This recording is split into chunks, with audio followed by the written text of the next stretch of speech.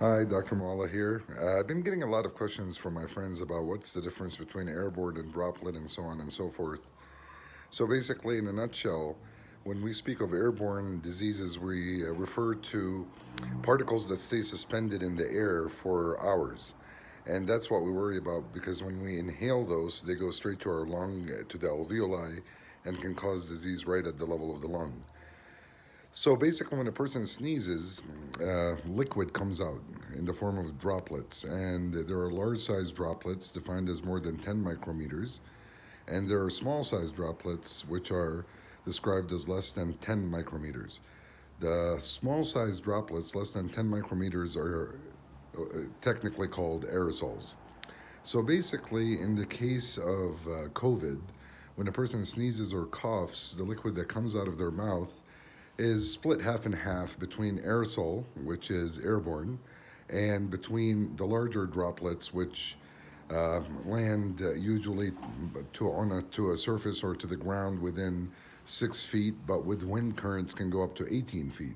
And with the speed of the sneeze rated at 50 meters per second or a cough at 10 meters per second, there's a larger diameter that they could reach. Regardless, it's thought that the majority of transmission of COVID is through these larger sized droplets, which land in the nose and throat, as stated in the previous video.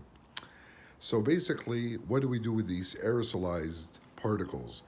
Most of the time, they won't be in a high enough infectious number, if a person is taking precautions, which is why they're recommending in that study I referred to wear masks at all times by the public, even if it's a surgical mask.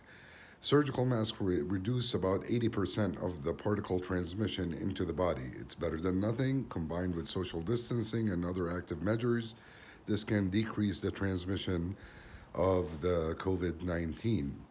So basically, okay, it gets a little confusing because of semantics. When we sneeze or cough, technically it's in the air, so that's where it gets confusing. That means everything is airborne. True to an extent. But airborne, technically, what we worry about is those particles that stay suspended in the air for 3, 4, 5, 6 hours. A person unknowingly walks by and inhales that straight into their lungs. Luckily, the majority of COVID 19 is not spread through that mechanism, as far as the studies that I'm seeing are showing.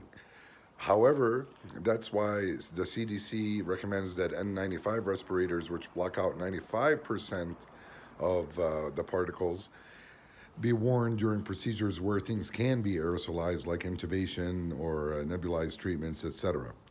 So at this point, what I'm wanting to enforce is that assume that COVID 19 is both airborne and droplet, and all of it is going to be in the air. It's just a question of the droplets are expected to fall onto a surface or to the ground by gravity within 6 feet to 18, 20 feet diameter.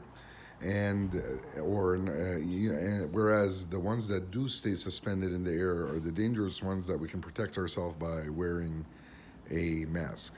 Hope that helps. Thank you for listening.